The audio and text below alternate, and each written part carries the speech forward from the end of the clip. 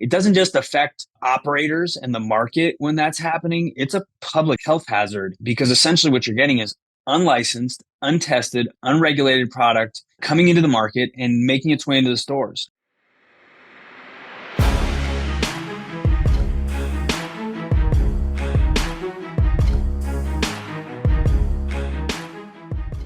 What's up, guys? Welcome back to another episode of The Dime. I'm Brian Fields, and with me, as always, is Kellen Finney. And this week, we got a very special guest, Willie McKenzie, co-founder of West Coast Holdings. Willie, thanks for taking the time. How you doing today? I'm great, gentlemen. Thank you for having me. Appreciate it. Excited to dive in. Kellen, how are you doing? I'm doing really well. Really excited to talk to Willie. It's awesome to have a West Coaster on, bringing all that knowledge to the East Coast, right? Yes. Willie is from the West Coast. I have nothing. I've desperately fought to find some sort of association with the East Coast, and undoubtedly, Willie, East Coast, West Coast. Which one do you have to choose? The West Coast is the best coast. We all know that, man. No, I don't know. So, Willie, before we dive in, for our listeners that aren't familiar about you, can you give a little background about yourself and how you got into the cannabis industry? Yeah, sure. So, my trip in the cannabis industry starts many, many moons ago, late 90s, selling weed in high school, sold weed through college. I started growing in 2006 in my garage with a single light, went to 12 lights in a bigger garage. And then I eventually took outdoor under my wing and wound up with 4 farms up in the hills in Northern California, prior to coming to Michigan. Michigan is my first foray into the regulated market. And we have a medium sized vertical here, 50,000 plants, outdoor, sun grown, for smokable flower, 360 indoor lights, manufacturing and processing facility, and then 3 stores. Why make that transition from California to Michigan? Was there a moment where you're like, hey, I want to take this to the regulated market? What was that feeling internally? Yeah, so 2017, I had a really rough year. A lot of people who have been in the medical market have, established facilities in places where the municipality has said that it's okay to have medical marijuana. But there's no guarantee that that municipality takes on a recreational ordinance, right? So you may have a medical store, you may have a medical farm, and that city or that county may not have a rec ordinance. And so you may not be able to take your facility in the rec market. And that happened to me, unfortunately, on 4 farms, right? So I had 4 farms that were okay for medical, that were not okay for rec. I started getting big fines from the county, $25,000 here, $5,000 a day here, and had to shut down all my farms. It was also a big fire year. We had this big fire in Santa Rosa. It smoked my whole crop out right at harvest. And so, I lost like $1 million that year, and it was really licking my wounds and trying to figure out what to do next. And this opportunity to come to Michigan popped up. A good friend of mine was from here. We're in Manistee, that's up here. And he owned a bowling alley and had some local connections and was going to go after a retail license. So I said, let's go. Check out the Midwest. So give us a little background about the Michigan market. I mean, you mentioned you guys have cultivation, manufacturing, and retail as well. So is it complete vertical? Like, kind of describe the Michigan market and how it's different from the California market and what you were previously doing in that medical space.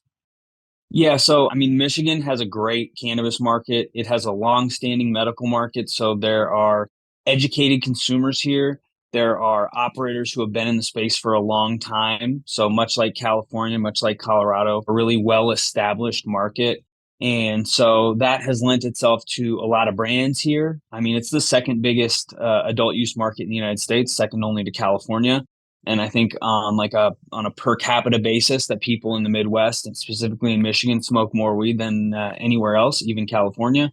So it is a really strong market. If you want to be a national cannabis brand one day, you have to be in Michigan. We have seen our fair share of challenges. I think that Michigan, with outside of Oregon, has been the most challenging adult use market in the US. We saw massive price decline in 2021 and 2022, probably the sharpest decline of any state.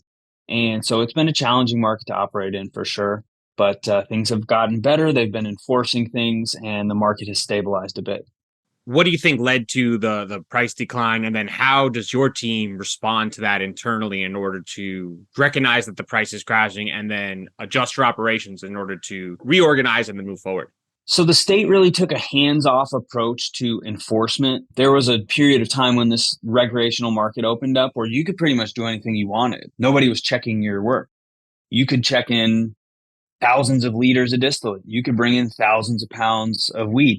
You could never turn on the lights at your grow facility and just kind of move your way through metric tags and have a harvest and send it out for testing and never incur any of the costs that are associated with actually growing product and just check in product from somewhere else, from California or Oklahoma or wherever the hell you want. And that has kind of come to, I don't want to say a stop, but they have actually kind of caught on to what people are doing. There was a change of guard at the head of the CRA, the Cannabis Regulatory Agency, and the new head of the agency is intent on enforcing the rules. People recognize that it doesn't just affect operators and the market when that's happening. It's a public health hazard because essentially what you're getting is unlicensed, untested, unregulated product coming into the market and making its way into the stores. And if you know anything about the testing standards in any of the states, there's a good chance that whatever's on the shelf in the store that you're buying, that shit has not been tested. I'm sorry.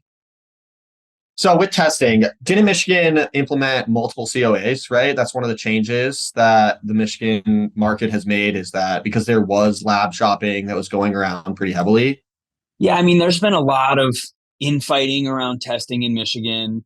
There's a large lab that was doing like 60% of the testing in the state that, was having, pretty questionable results. And the state couldn't verify their testing standards and they had invested a lot of money and they were kind of a big dog and they really pushed the state around. I mean, there was a big recall when the state first pushed up against them that froze like literally half of the products in the state were frozen by one recall. And they bullied the state and the state kind of got their ass whooped and really has taken kind of a hands-off stance to attacking bad labs, which are abundant, and it's unfortunate because we as operators, I can tell you when I see a tag if it's bullshit or not, like, oh, that's bullshit. I know that's bullshit, like outdoor flower doesn't come in at 45%. Sorry, folks. I've been doing this for a long time and that's bullshit. It just doesn't happen. Like, look at that. There's no way that when you hold that flower up that 45% of the weight on that is THC. It's just not possible. No. And the fact that customers can't wrap their head around that, it's a little bit funny to me, but I guess, it is what it is. One thing that the state has done is they are moving towards a state testing lab, which on one hand, I think is a good idea. But on the other hand, the fucking guys can't walk and chew gum at the same time. So like the idea of them being in charge of us getting product to market makes me sick to my stomach, right? Because when we finish something, I need it to get tested like that so that we can put it on the shelves like yesterday. And if it has to go through a state lab, like Lord knows how long that's going to take. I honestly, I had this conversation at MJ Biz recently, right? And like, unfortunately, if the third-party testing labs continue to be for-profit companies, like this kind of stuff is only going to continue, and like lab shopping is going to be a thing, and like the companies that, like you said, have higher potency flower are going to get a better price. They're going to have better margins. They're going to have better chance of staying in business. They're going to continue to support the lab that's doing these weird things. So unfortunately, I think that one of the only true solutions is to make it a government third-party testing facility, because then at least you eliminate the for-profit aspect and this whole greed thing that's getting like, like a lot of these third-party testing labs are startups as well, right? They have to pay their bills. So if I'm trying to keep my lights open and this guy comes to me and he's like, hey, if I sell my product at this number, I get this much more money. That means I can give you continued business. We both continue to do this together, right? So like the only exit I could see is for government third-party testing lab, which is unfortunate. Like, do you see any other way forward? Yeah, I mean, I hate the idea of having any more government involvement in this business because they've already got their filthy paws in everything that we're doing, and it makes everything that much more difficult, especially given the fact that they really don't know what the fuck they're doing. I do believe in capitalism and free enterprise. I think that one of the things that they could do is have stricter penalties around it because there are good labs out there, right? Like we work with a good lab. They are scientists and they're about the science, they're about Yeah. research, and you couldn't pay them to fudge shit if you wanted to. That means, though, unfortunately, that their business is much smaller than they would like it to be because, people take their business away from them because they want their shit to test higher. So if the states were to have stricter regulations, because they'll give a little weak ass like a $5,000 fine or a $2,500 fine to a lab that's fudging results and let them keep operating. It's like, unless the penalties have teeth, people are going to continue to do whatever the hell they're going to do because it's worth more to them than 2,500 or $5,000. I think that's the main message takeaway there is right. Like people weigh the decisions and what the penalty is. And that's what we've seen in so many different aspects from California to New York. And I'm sure in Michigan also, where people are weighing those decisions, whether it's operating legal and then the unlicensed market where they're distributing the products elsewhere. So staying in Michigan, right, when we're talking about this, is there a chance that they could bring the testing in house and make the own operators certify the material? And that way, if it's not tested or it has issues, if the emphasis is back on the operators who release those products. Is that a potential you see? It is certainly, there's potential for that. Although I think that the operators have the most impetus to fudge results. It's also, everybody's struggling right now. It really would be cost prohibitive to have to bring like a testing lab in house. But there's got to be something better than what's currently going on. 100%. This is not the solution that works. This is not the answer. I, unfortunately, am not smart enough to figure the answer out. But someone who's smarter than me should. So if you're out there and you're smarter than me and you got some great idea about how to fix the testing standards in Michigan and in the other states, let's hear it. Call us. Because there's so many people out there that are quick to say this just isn't working. I'm with you, Willie, right? Like given the current predicaments and all the challenges, like there needs to be a better option. But the biggest challenge is finding one that's suitable for all the parties, that makes sense for the industry and the regulators, that we can all agree, okay, like this is what's beneficial, this goes forward. But you're right, it doesn't seem like there's a silver bullet. So was there a educational or a learning gap when you had to go from California to Michigan? Like obviously California is the main center of the cannabis industry and has continued to be one of the leading voices from an educational standpoint and skill standpoint. So when you transferred over to Michigan, was there differences in the rules and regs that kind of surprised you? Yeah, I mean, there's so many differences. I was coming out of the illicit market, let's call it, entering into the regulated market, thinking that, I've been a successful business person in my life. And then I built, 7 and 8 figure businesses outside of cannabis before. And then I also have this native cannabis knowledge from, cultivating for so many years, that I was kind of putting myself into a position to be very successful. But when I got here, I was like, holy shit, this is another level, right? This is no longer like, if you have a little bit of business sense and you can grow weed, you're going to win. You have to be sophisticated to be successful in regulated cannabis. And the learning curve has been extremely steep. I went from a dude who ran a construction company and did sales and owned pot farms up in the hills where we sold weed in turkey bags, to an executive of a 8-figure business in a matter of like 2 years, and having 100 employees and dealing with a regulated industry that I had never dealt with before, and having to, have CFOs and deal with raising money and all this kind of sophisticated stuff that I had never gone through before. So I had to take certain steps to educate myself. I took some classes at Harvard on accounting because I had some big problems with accounting in the beginning, and I was paying people who I thought were smart, and they were just giving me bad shit, but I didn't know it was bad shit because I'm not that smart. So for me, the biggest like hurdle and the biggest difference has been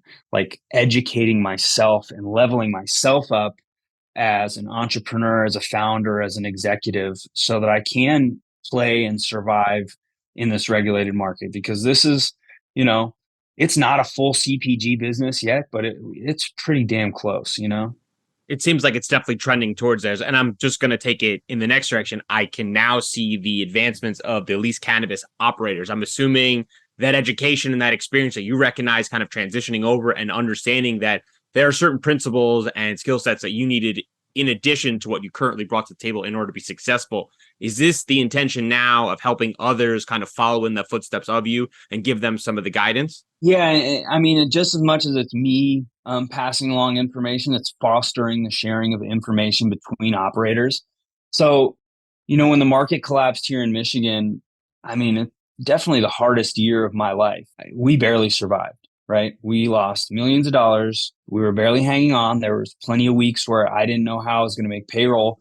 And entrepreneurship is lonely, they say, right? It's lonely at the top. And then if you add cannabis to that, it's even more lonely. There's very small group of people who are doing this, are doing it at this level. And if we're not talking, supporting each other, then we're really alone. So I started joining mastermind groups because I had heard that these were places where high level entrepreneurs get together and commiserate and share best practices and network and help each other.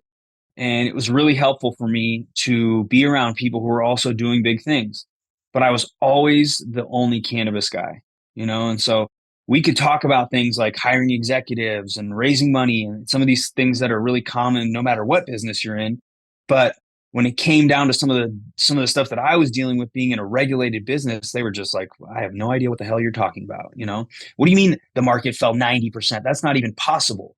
Because if you talk about the housing market, like a 20 to 30% correction is a crash, right? If the Dow Jones falls 25%, that's a crash. Well, the distillate market in Michigan fell 90% from $20,000 to $1,000. And we had to keep going, and I had to show up every day with a brave face on, not knowing how I was going to pay my bills or pay the people and keep leading. And these people didn't know what that's like.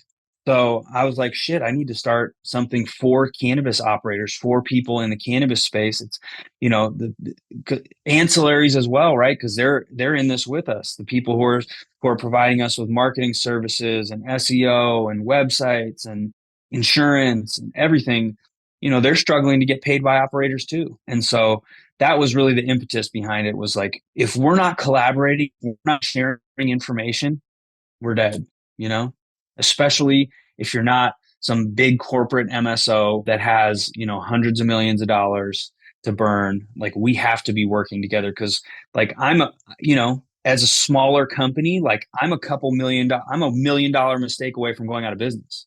And I have made a bunch of multi-million dollar mistakes. And so if I can share what the mistakes that I made, like, hey, I paid $3.5 million for a license. That was a bad idea, gentlemen.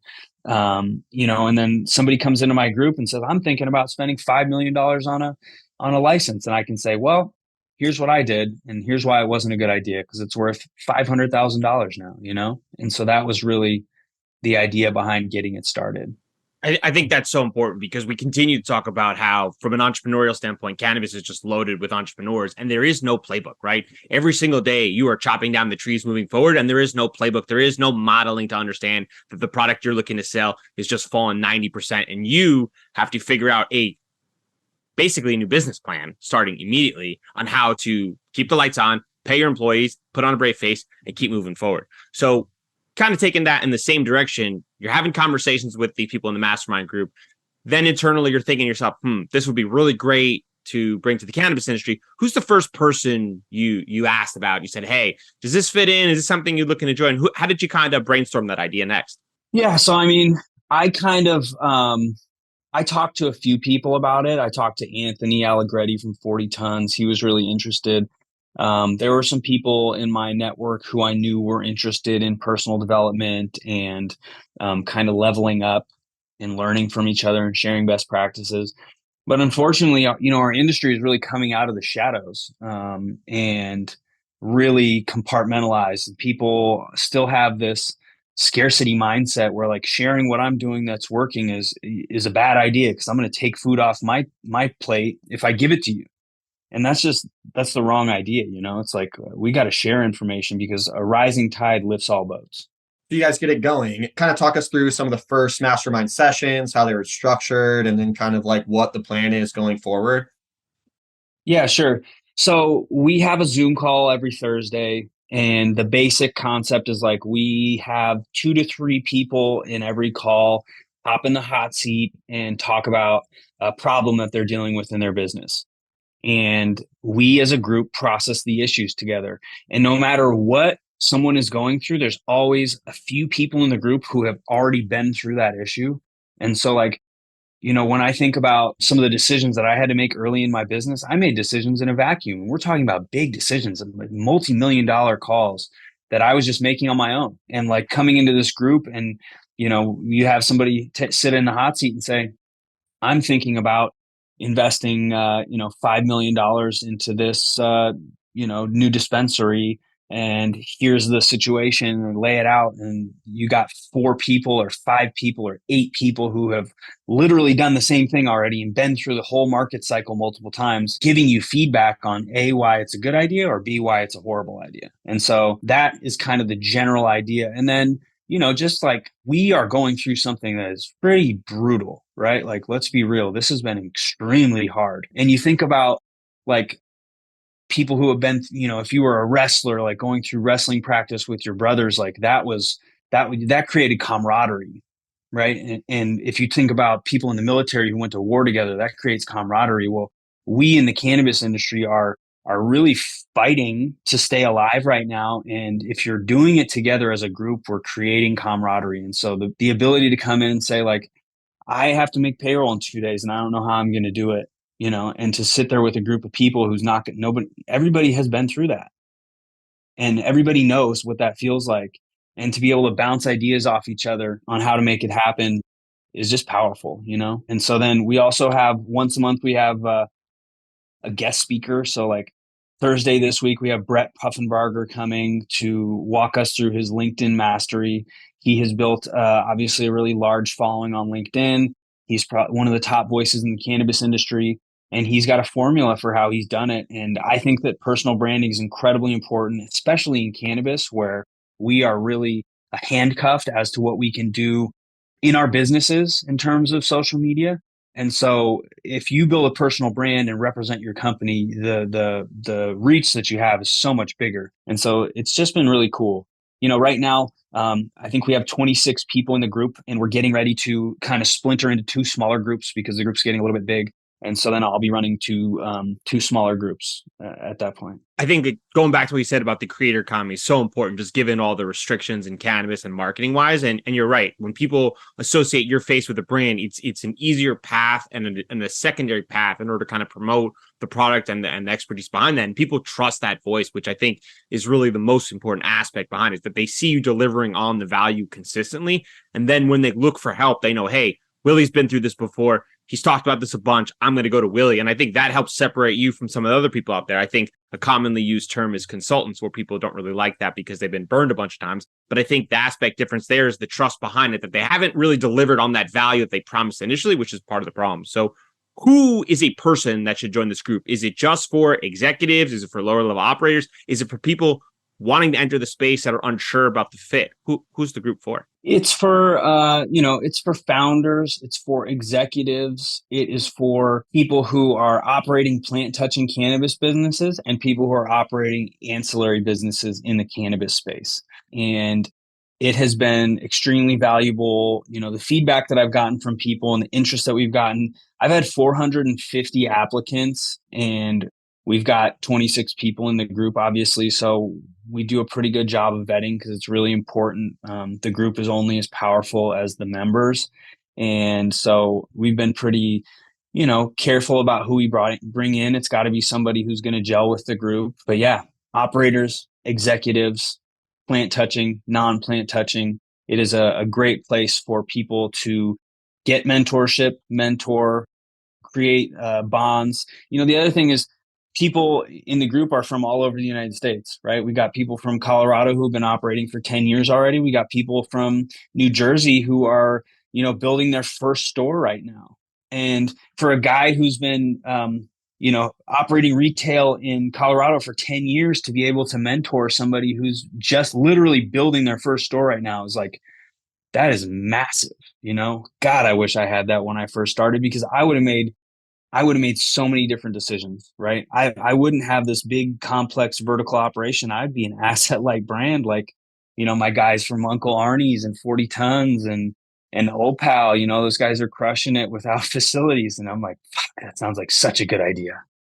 You should start a mastermind group for the government regulators. Maybe maybe some of the new states could have learned some lessons from the old states.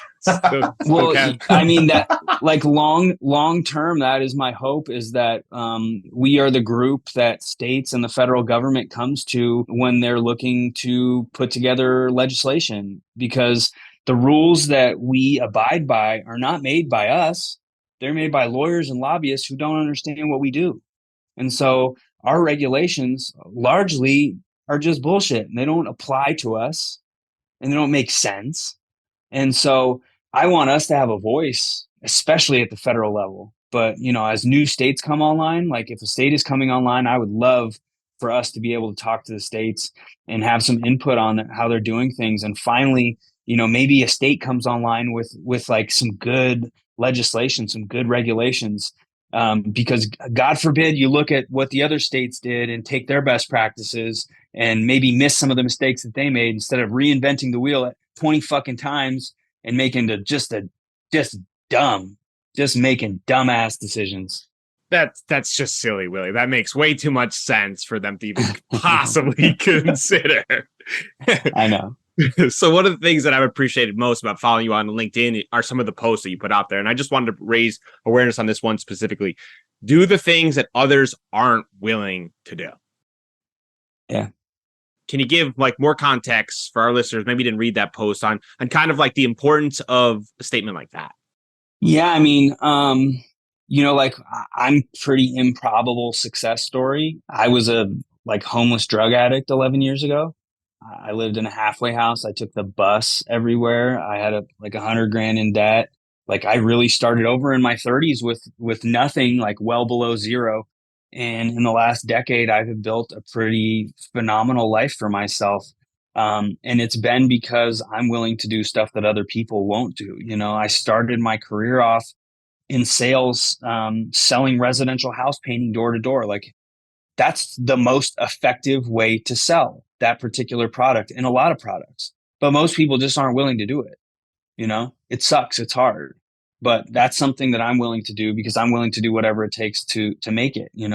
I've lost 100 pounds. I have a big business that I run, multiple businesses that I run. I have a family, a wife, and a small child who I'm not willing to sacrifice time with. And so, in order for me to not become, a fat dad bod piece of shit these days, I wake up at 3:45 in the morning so that I have some time to work on my mental health and then go to the gym every morning. And I post every single morning on Instagram at 3:45 when I get up, and go do my thing. And so like it's doing the things that other people aren't willing to do. I can't tell you how many people come to me and say like, man, I wish I could get in shape like you. I'm just so busy. Like, motherfucker, you are not that busy. You're just not willing to do what it takes. Let's be real. You just value your 9 hours of sleep more than you value being jacked. Okay. And that's fine.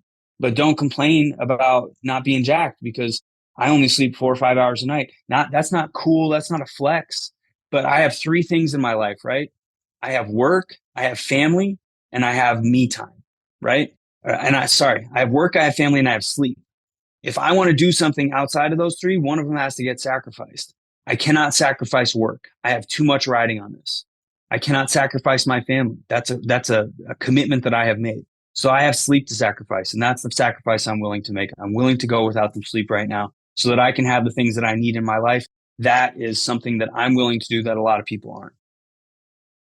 I think that's perfectly said, and I think there's nothing else that can be expanded on that because I think you've hit the nail on the head. That at the end of the day, people say they want to achieve all these things, but prioritizing those things exactly, I think you take people by their actions, not by their words. So, is there a specific piece of advice that was given to you or a turning point in your life where you realized like this is direction, this is the type of priorities, or was this always ingrained in you directly and that you knew eventually like you're going to lock these in and these three things were going to be the most important for you? When I moved in with my wife, she was my girlfriend, and she was waking up before I was, and I felt like a fucking bum, dude. And I had this like realization one day that if I want to, I didn't own a company yet. I was an employee at a painting company. I was making like less than 100 grand.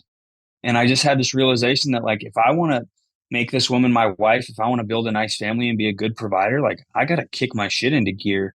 And so I started reading personal development books. I started waking up early in the morning. I started having daily habits that promoted success. And amazingly enough, I started selling a lot more. My sales went from like 1 million, 2 million a year to 5 million a year. And then I started owning a third of the company. And then I started investing in cannabis farms and spending my time outside of work, right? Outside of my 9 to 5 job, mastering other things, mastering cultivation.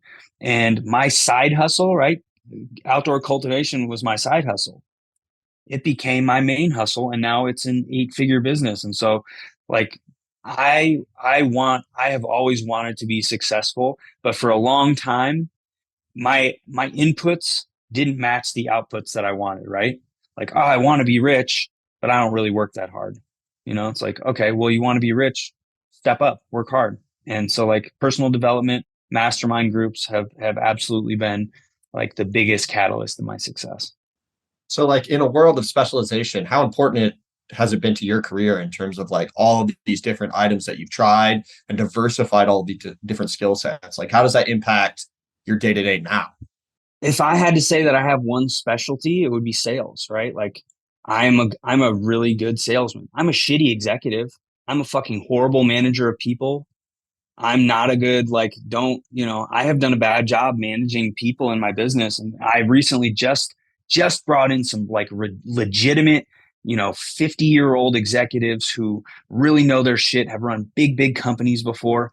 And, before this year, I couldn't do that because the business couldn't afford it. And so I had to be that manager. But specialization, I'm a fucking salesman. Okay. And I am an entrepreneur. I'm willing to take risks and put my money up. I can get shit off the ground. I like the messy, hectic startup shit. I'm willing to, sit in Zoom meetings and go out and jump in a tractor or run an excavator. But I'm not great at anything. I don't think you give yourself enough credit, but I think that's also part of the mantra. So if you could put anything on a billboard, metaphorically speaking, to get a message to billions of people, could be an image, a quote, a word, or something that inspired you, what's the first thing that comes to mind? Fortune favors the bold. What question do you wish more people asked you? Oh, what question do I wish more people asked me? That's an interesting question. How did you get sober? I think sobriety is a superpower. I think more people could benefit from it. When you started your journey in the cannabis space, what did you get right? And most importantly, what did you get wrong? Right, quality, culture. I'm from the culture. I've been doing this for a long time, well before the government said it was okay. What did I get wrong? Branding. I come from selling weed in turkey bags, man, and putting it in cute packaging. And I didn't understand that at first. And so we had a couple of brands really flop. We spent a lot of money on packaging and marketing on something that was confused and didn't work before we finally found the brand now Caddy that's doing well. What is the most expensive lesson you've ever learned? Oof. Don't overpay for licenses in in an emerging market. All right. Prediction time. Willie, what skill do you predict will be most influential for leaders over the next 5 to 10 years relative to the cannabis industry? Relative to the cannabis industry, flexibility, the ability to pivot, the ability to be nimble, make decisions, not get stuck, not get bogged down in something and ride it until you die. Great answer. Kellen. I think the ability to learn, which is kind of similar to what Willie said, right? I mean, he already mentioned, right? Like he had to go learn specific skills, take classes at Harvard, right? Like I think that kind of stuff, though, is going to continue to be very prevalent in the cannabis industry, especially as you have drinks, other form factors, branding, you'll have big pharma come in, you'll have big tobacco come in. I think all of these factors are going to force executives to just continue to learn new skills and new areas for their business to be successful. What do you think, Brian? I gone back and forth. I think having people from counter opinions give inputs on your decisions that might be different than what you're thinking could be helpful in just giving outside approach. I think what you said, Willie, before about being in a vacuum and hearing other people's perspectives that can help you are so critical. I think there's so many companies out there today that are like, oh, this is perfect. Customers want this. Consumers want this. But in the reality, consumers vote with their preferences by where they spend their money. And I think if they apply that information more directly to the end result and take feedback, sometimes constructive criticism a little more aggressively, I think it might help them navigate some of these challenges to recognize that sometimes it's timing relative to not having the right product. So Willie, for our listeners, they want to get in touch, they want to learn more about you, they want to join the group, where can they find you? Willie McKenzie on LinkedIn, Elite Cannabis Operators on LinkedIn, and at Willie McKenzie Official on Instagram. That's awesome. where I'm at. We'll link it all up in the show notes. Thanks for taking the time. This was a lot of fun. All right, fellas. Nice seeing you. Thank you. Thank you.